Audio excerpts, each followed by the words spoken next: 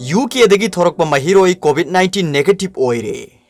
UK da lairik tamduna leirubadagi December 13 aeroplane da Imphal da thorokiba Imphal iski porompat thawan thaba lekai dagi mahiroi nupamacha dugi sample lauraga hojik UK da sandorokni ba COVID-19 gi anobu strain adu oiramgadra oiramoidra khangdoknaba Pune da leiba National Institute of Virology NIV da thakibadu negative oire haina report pirakle.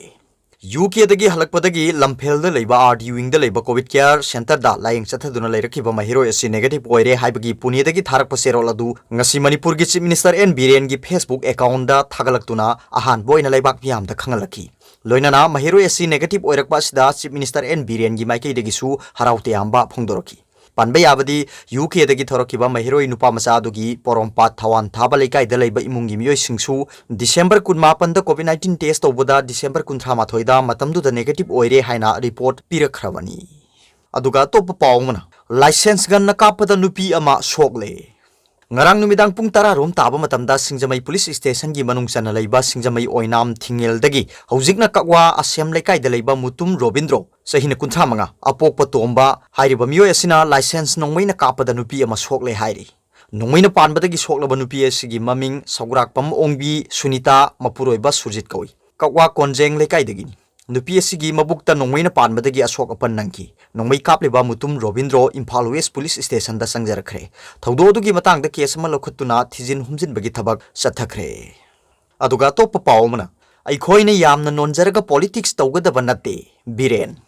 Chief Minister N Biren haikre aikhoina yamna nonjaraga politics tawgadaba natte aikhoidi yamna discipline leina teamwork oina tawgani wafam asing asi sengmai amadi Kangla Tombi da nauna sagadaba ima kaithel singi urep oyung tambagi thauramda bahagna phongdokibani bahagna makha taraduna sahi kunthra gi mamangda palamba matamadugi lengaka miyamga pulup tanadana office ta phamduna file soi tawba order tawba adunate ngasigi lengak asidi mafam da satuna miyamgu unaraga miyamgi apamba sing thabak oina onthokpa aduni Jugo Valley gi ayamba saruk mai buthat pangamle helicopter taruk sizinaduna state force ahum NDRF samaga sukna taruk na kanna ba honabada mai pakpa ngamlakhibani Jugo Valley asi Nagaland gi oinadi mafam sida helipad semduna tourism mafam kya semgale Manipur gi oinadi lambi phawba semlamde ngasi sehi kya gi lengak ki khudam hairagadi ngasi BJP lengak asina akanba khongjang changchinduna Jugo Valley gi lambi semjinna ba honare haiki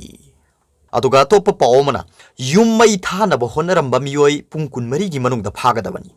Nungsinaba nupi na phone number block thammi haiduna nupi asigi mayum mai thana ba honaramba Bogi Meum Nur Hassan alias Imran ngasi phawba police department na phaba ngamdaba asi laibak thibani athubu matamda phaduna cherak piu haina thaudo asiga mari lenana semkhiba JAC against the burning of Themba house and the attempt of murdering all the family members ki convener MD Boyai na phongdokre ngasi JAC asina sinduna Manipur Press Club ta pangthokiba pawgi mifamda Boyai na hai thasigi tang mangagi ahingnong yaida Bengun Yangbi da leiba pusam athembagi masanupi ga khangnei haiba nupa amana athembagi masanupi na nupa asigi number block thammi haiduna athembagi yumgi potchai mai thabata natana yum adu busu mai thana ba honaramba thodok laikre thaudo asigi matang da imung manung na mayang Imphal police station da case amasu file tawkhrabani Mahagna hai police ta case file tawkhrabasu senari babogi mium Nur Hassan alias Imran hairiba miyo esing asi phawba phaduna puthokpa ngamdri masimak police department asina thawoidabagi mami tari maramaduna police department ngasidagi pungkun mari gi manungda senari ba miyo asi phaduna cheirak pigadabani kariguma cheirak pidrabadi thangnaba numitagi akanba khongjang changchinaba sem saragani haiki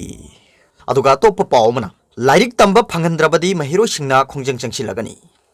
Thasigi tang tara mathoi phawbagi manungda DM College of Arts ki mahiroi sing laik takpi daba targa di akan ba khongjang changchilagani haina DM College of Arts Student Union gi Debate and Extension Secretary Suraj Takhel mayum na phongdokre ngasi college asigi campus ta pangthoki ba pawgi mifamda mahakna hai DMU asida mamangdagi hona mahiroi sing lairik tambiri ba oza sing bo kauthoklamlaga lengak asina university gi oza fresh lobagi recruitment process satharpadagi lengak amadi oza sing ani gi marakta yena balagi tha asigi tang ahumda college asigi principal na mahiroi sing lairik takpi na ba notice thokraba su lengak amadi oza sing ga yana daba asina maram oiduna ngasi phawba mahiroi sing lairik takpi dana lagli COVID-19 na maram oiduna mahiroi sing asi matam kuina lairik tamba phangdana leiraklabani अदुबो असिगुम्बा लाइरिक तंबा याबगी तांकक लाक्लबा मतम असिदा अमुक ओजा अमदी लेंगाकी मरक्ता यानदबना महिरोइसिंग लाइरिक तंबा फंगदबा असि नुंगाइतबा फावी मरम अदुना ओजासिंग अमदी लेंगाक अनिगी मरक्ता यासिनबा पुरक्तुना था असिगी तांग 13 फावबगी मनुंगदा महिरोइसिंग असिबु lyric तंबा फंगनबियु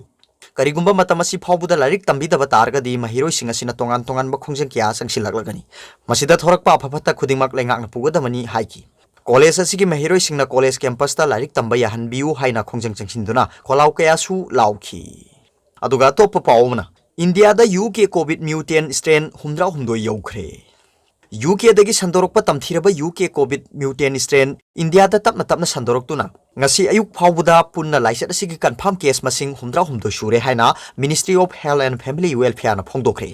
yamna khudong thiningai oiriba chada 100 yona akanba mawngda miyoibagi hakchangda sandokpa ngami haina scientist singna phongdokraba UK COVID mutant strain asi Institute of Genomics and the Integrative Biology IGIB New Delhi da punna miyoi 13 National Center for Disease Control NCTC New Delhi da Nipan National Institute of Virology NIV Pune da miyoi 15 Nimhans Bengaluru da miyoi 10 CCMB Hyderabad da miyoi 3 confirm tawkhibaga loinana punna miyoi 63 laisat asigi positive oire haiba khangba ngamkhibani लाइसर सिना नारबा मियोइसिंग अदु ministry of health and family welfare की मखादा यामना सेक्शना isolation ward Singh the तोंगान तोंगान थमदुना लायेंबगी थबक चथरी हौजिक फावबगी ओइनदी सिबा याउद्री थासिगी मंगा फावबा UK दगी Lakpa passenger सिंग थिंगलमलबसु हौजिकती अथिंगबा दु लौथोक्तुना लेबाक सिदा लाकपा passenger खुदिमक RT-PCR test तौदुना अकनबा सेक्शन थौरांग लौखली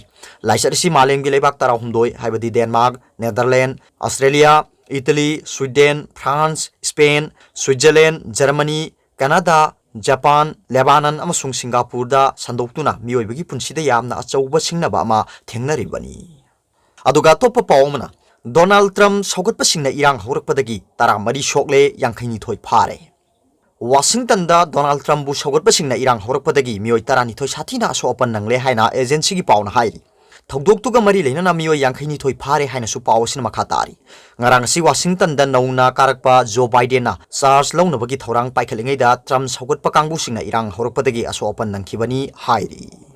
aduga top pawmana World Health Organization na China ki thongda ningba kainingai oikhre Coronavirus की एक्सपर्ट टीम सिंगना चाइना की वुहान द चंगबदा लेबाक सिगी सरकार ना अथिंग बथमखिबदा वर्ल्ड हेल्थ ऑर्गेनाइजेशन ना निंग बकाइनिंगाई ओइरे हाइरी एक्सपर्ट टीम अमना चाइना की वुहान द चंगना बहोनबदा लेबाक अदुगी सरकार ना मखोइदा चंगबा याबगी परमिशन अदु पीदबदा वर्ल्ड हेल्थ ऑर्गेनाइजेशन दा निंग बकाइनिंगाई ओइखिबनी हाइरी अदुगा तोप पावमना बोसेम की सेक्रेटरी अमदी एग्जामिनेशन कंट्रोलर लेतबदगी महिरोइ सिंगदा यामना चाउना अवाबा मायोकनारे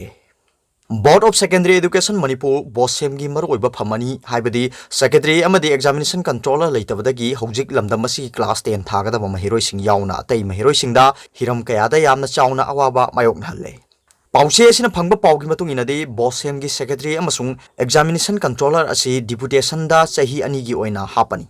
अदुबु हाइरिबा मरोइबा फमनी असि पुरम्बा मियोय अनि अदुगी थबक पुबगी मतम ममंग सही की डिसेंबर 19 दा लोइख्रे मसिगी मतंगदा हौजिक फावदा मणिपुर सरकार की माइकैदगी अनौबा सेक्रेटरी अमदी परीक्षा पांगथोकबदा मरोइबा थौदांग लौगदवा एग्जामिनेशन कंट्रोलर हापीदना लेरे पावसिन हाई बोसेम की मरोइबा यांगलेन सरू ओरिबा फम अनि असि सरकार ना हौजिक फावबा हापीदना लेबदगी महिरोसिंगना मतम मतम की मार्कशीट सर्टिफिकेट तांथोकपा अमदी डुप्लीकेशन सिंगबा लौबु याददुना लेरे मसिगी मथक्ता कोविड-19 मरम ओइदुना मतम सांगना स्कूल थिंजिंदुना लाइरिक तंबा याददुना लेरिबा महिरोसिंग मरोइना क्लास 10 परीक्षा पांगथोकनबगी दमकता हौजिक अकनबा थबक पाइखटकदबा मतम असिदा फमनी असि हांगदुना लेबदगी क्लास 10 की परीक्षा पांगथोकपा ngamloidabagi फिबमदा लेरे हाइरी पावसिना मखा तारिबदी हौजिक बोसेम की ओइरिबा फिबम असिदा सरकारना अथु मतमदा हांगदुना लेरिबा सेक्रेटरी अमदी एग्जामिनेशन कंट्रोलर की फम अनि असि सरकारना अथु मतमदा मेंशन बिदुना पांगथोकफम थोकपा मथौसिंग अदु पांगथोकहनबा चुंगनी नत्रगा बोसेम की चना कांगलोन की मतुंगिना हानगी बोसेम की सेक्रेटरी अमदी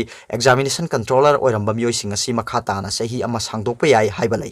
मरमदुना बोसेम की मखादा परीक्षा पांगथोकलिबा महिरोइसिंगी यंगबिदुना अथुबु मतमदा हांगलिबा फमनी असि मेंशन बिनबा एजुकेशन मिनिस्टर एस राजेन अमदी चीफ मिनिस्टर एन बीरेन की अथुबु मियेंग चंगबिउ हाइना महिरोइ सेक्शन क्यादगी पाउसे असिदा फोंगदोरगली अरोइबदा पाउबिलाई न्यूज रीडर की वीडियो यंगबिरिबा खुदिंग मपु थागतचरी।